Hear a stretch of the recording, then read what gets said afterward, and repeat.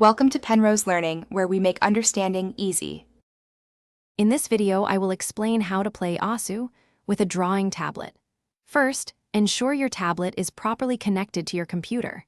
Next, install the latest drivers from your tablet's manufacturer website. Finally, open your tablet's software and adjust the active area to a comfortable size that suits your playstyle. This initial setup is crucial for a smooth experience.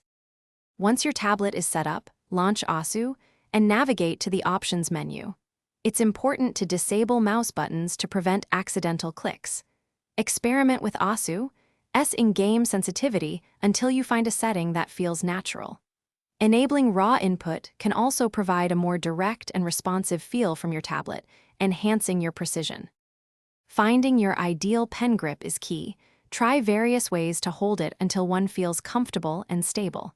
You can choose to hover your pen above the tablet surface or drag it directly on the tablet. Both methods are valid, so pick what works best for you.